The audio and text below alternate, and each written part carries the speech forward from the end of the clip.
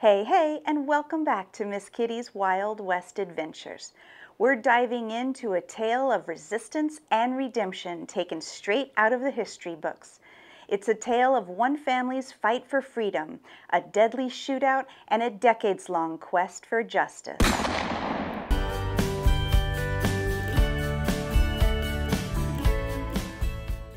This video is dedicated to Shelley Fraser and Darlene Rooney for the great idea. Thanks, ladies. It was a cold February morning, just before dawn, when four lawmen quietly approached a secluded cabin deep in a canyon in southern Arizona. They were there to arrest four men on misdemeanor charges, but that would soon escalate into a deadly shootout that would change the lives of everyone involved. Our story starts in 1917, which is, admittedly, after the technical end of the Wild West. However, in some parts of Arizona, some families still lived like they did in the Wild West. The Powers family was one of them. The family consisted of the father, Jeff Power, his three adult children, Tom, John, and Ola Mae, and a hired hand named Tom Sisson. The Powers lived off the land, minded their own business, and very rarely went into town. Many city dwellers looked down on the Powers for their backwoods ways, and in particular, folks thought it was improper that Ola Mae, an unmarried woman of 23, continued to live with four adult men after their grandmother died. County Sheriff Frank McBride was one such city dweller who scorned the Powers' way of life. He was a staunch Mormon who believed in law and order and fought to bring civilization to every corner of Arizona. He would often accuse the Powers of hunting without a permit or trespassing on state land, but none of these charges ever stuck.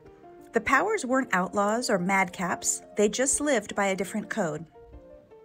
Then, in January of 1918, two things happened that ignited the conflict between the sophisticated lawman and the simple Powers family.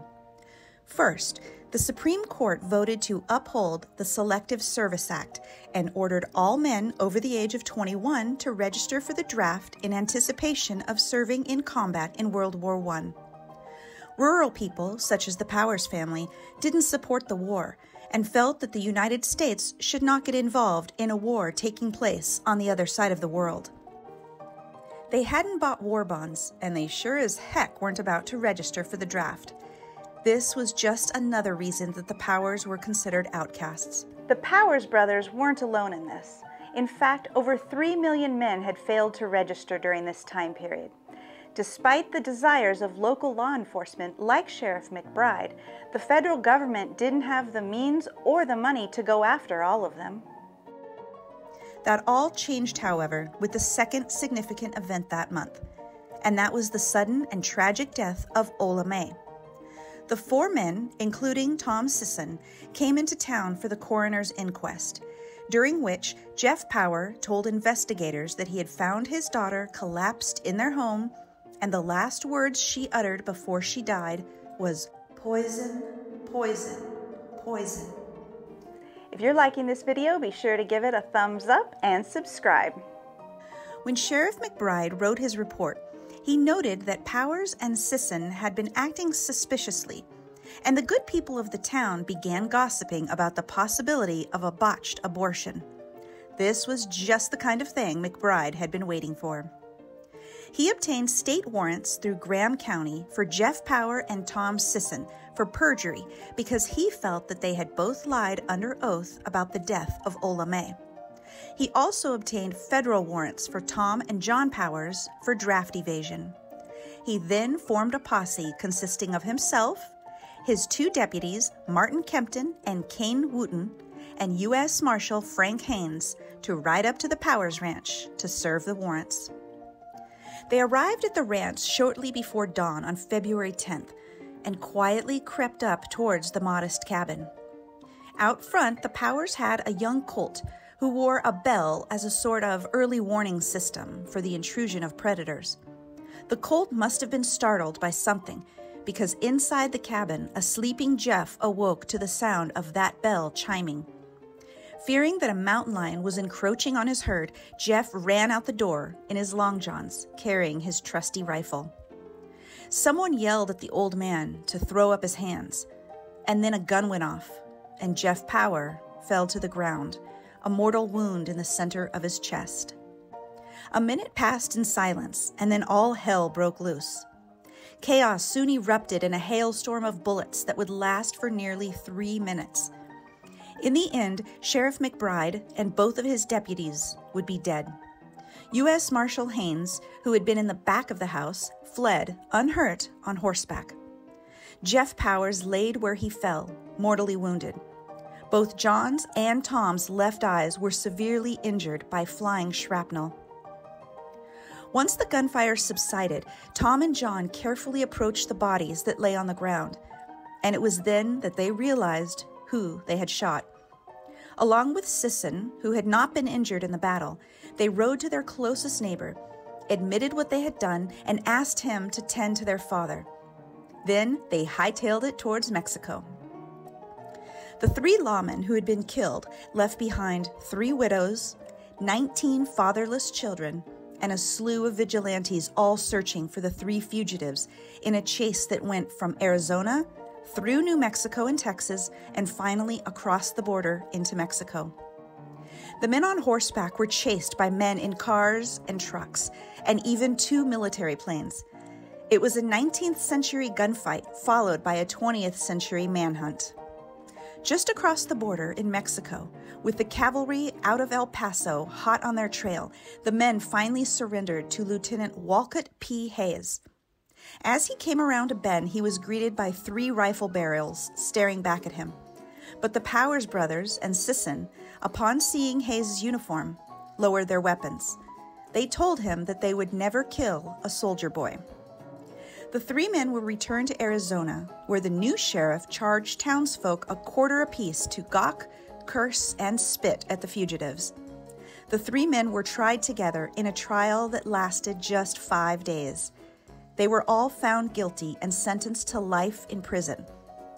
Interestingly, because the cause of the gun battle was largely because of the failure to register for the draft, and during this time period, anti-war sentiment was frowned upon and often censored in the news media, the trial really wasn't covered that much in the newspapers.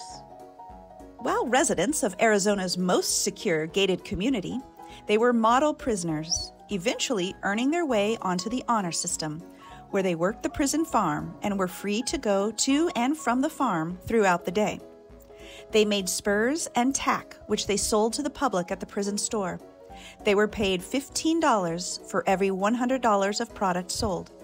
At that time in Arizona, a person convicted of murder would usually get out in about 15 years due to good behavior. But the 3 of them spent over 34 years in prison before they even came up for parole. In 1952, they came up for their first parole hearing. Collective memory was still strong, however, and after the public had their say at the hearing, they were denied parole. For 6 more years, whenever they were due for a parole hearing, the descendants of the lawmen killed would appeal to the governor, who would prevent the hearing from even occurring. Tom Sisson died in prison in 1957. The brothers were allowed to move to a line shack outside of prison walls, where they continued tending to the horses and working the prison farm. By then, they were the oldest inmates at the Florence prison, and they were in and out of the hospital quite frequently. In 1958, a newspaper reporter named Don Didera heard of their story and began a series of articles, not about their guilt or innocence, as that had already been decided in a court of law, but about the inconsistency of their sentence when compared to other contemporaneous crimes. In 1960, they were up for parole again. This time, thanks in part to Didera's articles, the hearing actually occurred, marking only the second time in 42 years that the brothers had a chance at freedom. At the hearing, 3 Mormon bishops and an elder stood up and spoke in favor of clemency. They made such a case for forgiveness that all the spectators cheered in agreement. 1 week later, they walked out of Florence prison free men. They handed Didera a pair of handmade spurs inlaid with silver as a gift of gratitude. The world of 1918 that they had known had changed, and they had very few skills for the world that they were released into.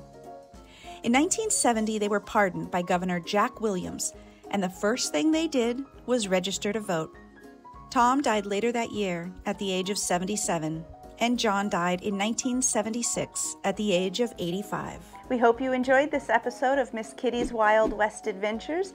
If you did, be sure to give it a thumbs up, subscribe, ding the bell, and tell your friends. In the meantime, I'll catch you on down the trail.